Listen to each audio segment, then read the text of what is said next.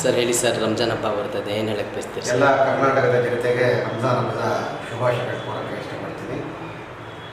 Sir ಈಗ ಹಂಗೆ MP election ಇದೆ, ಅದ್ರ ಬಗ್ಗೆ ಯಾವ ರೀತಿ ನಿಮ್ಮದು ಕೆಲಸ ನಡೀತಾ ಇದೆ ಸರ್? ಈಗಾಗಲೇ ಚುನಾವಣಾ ಪ್ರಚಾರ ಪ್ರಾರಂಭವಾಗಿದೆ.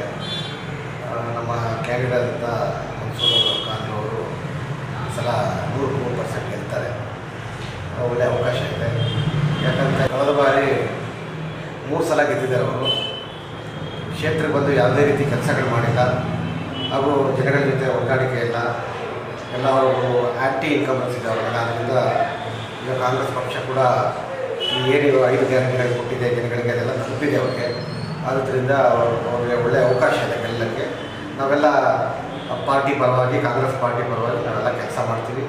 ನಮ್ಮ ನಾಯಕರಾದಂಥ ಸಮೀರ್ ಅಣ್ಣವರು ಅವ್ರ ನಾಯಕತ್ವದಲ್ಲಿ ಅವ್ರು ಯಾವ ರೀತಿ ಗೈಡ್ಲೈನ್ಸ್ ಕೊಡ್ತಾರೆ ಆ ರೀತಿ ನಾವು ಪ್ರಚಾರ ಮಾಡ್ತೀವಿ. ಮತ್ತು ಆದಷ್ಟು ಅವ್ರ ಹೆಚ್ಚಿನ ಬಹುಮತದಿಂದ ಕೆಲಸಕ್ಕೆ ನಾವು ಪ್ರಯತ್ನ ಮಾಡ್ತೀವಿ. ಸರ್ ಹಂಗೆ ಈಗ ಗೆದ್ದರೆ ಏನೆಲ್ಲ ಕೆಲಸ ಆಗ್ಬೋದು ಸರ್ ನಿಮ್ಮ ಸೆಂಟ್ರಲ್ಲಿ? ಈಗಾಗಲೇ ನಮ್ಮ ಸರ್ಕಾರನೇ ಸಿದ್ದರಾಮಯ್ಯ ಅವರ ಸರ್ಕಾರ, ಕಾಂಗ್ರೆಸ್ ಪಾರ್ಟಿ ಮತ್ತು ನಮ್ಮ ನಾಯಕರಾದಂಥ DK ಶಿವಕುಮಾರ್, ಸಮೀರ್ ಅಣ್ಣನವರು ಈಗಾಗಲೇ ಜನಗಳಿಗೆ ಗೊತ್ತಾಗಿದೆ ಯಾವ ರೀತಿ ಕೆಲಸ ಮಾಡ್ತಾರೆ. ಕಳೆದ ಸರ್ಕಾರ ಯಾವ ರೀತಿ ಕೆಲಸ ಮಾಡಿದೆ, ಹೀಗೆ ಯಾವ ರೀತಿ ಕೆಲಸ ಮಾಡ್ತಾರೆ ಅಂತ ಜನಗಳಿಗೆ ಗೊತ್ತಾಗಿದೆ.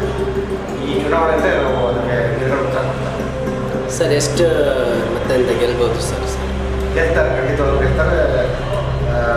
ಒಳ್ಳೆ ಮಾರ್ಜಿನಲ್ಲಿ ವಿನ್ ಆಗ್ತಾರೆ ಅಂತ ನಮಗೆ ನಂಬಿಕೆ ಇದೆ. ಸರ್ ನಮ್ಮ BZ ಜಮೀರ್ ಅಹಮದ್ ಖಾನ್ ಸಾಹೇಬರು ಪಾರ್ಟಿಗೋಸ್ಕರ ತುಂಬ ಕೆಲಸ ಮಾಡ್ತಾ ಇದ್ದಾರೆ, ಎಲ್ಲ ಕಡೆ ಓಡಾಡ್ತಾರೆ, ಅವ್ರ ಬಗ್ಗೆ ಏನು ಹೇಳ್ತೀರಾ ಸರ್? ಅವರು ಹೇಳ್ಬೇಕಾದ್ರೆ ನಮ್ಮ ಸಮೀರ್ ಅಣ್ಣನವರು ನ್ಯಾಷನಲ್ ಲೀಡರು.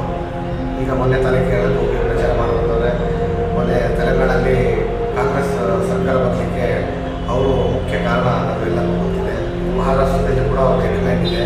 ಅವರೊಬ್ಬ ಸ್ಟಾರ್ ಕ್ಯಾಂಪೇನ್ ಅನ್ನೋ ನಾಯಕ ಅಂತ ಸಮೀರ್ ಅಣ್ಣನವರು. ಸರ್ ಈಗ ಇಲ್ಲಿ ನಿಮ್ಮ ಕ್ಷೇತ್ರದಲ್ಲಿ ಹಿಂದೂ ಇರಲಿ, ಮುಸ್ಲಿಮ್ ಇರಲಿ, ತುಂಬ ಚೆನ್ನಾಗಿರ್ತಾರೆ ಜನ, ಏನು ಸರ್ ಇದು? ಇಲ್ಲ, ನಮ್ಮ ಕ್ಷೇತ್ರ ಚಾಮರಾಜಪೇಟೆ ಕ್ಷೇತ್ರ ಅಂದರೆ ಒಂದು ಮಿನಿ ಭಾರತ ದೇಶ ಇದ್ದಂಗೆ. ಎಲ್ಲ ಜಾತಿ, ಧರ್ಮ, ಎಲ್ಲ ಭಾಷೆ ಎಲ್ಲ ಇಲ್ಲಿದೆ. ನಾವು ಎಲ್ಲರನ್ನೂ ಒಗ್ಗೂಡಿಸ್ಕೊಂಡು ನಮ್ಮ ನಾಯಕರಾದ ಸಮೀರ್ ಅಣ್ಣನವರು ಒಳ್ಳೆ ಕೆಲಸಗಳು ಮಾಡಿಕೊಂಡು ಪರವಾಗಿ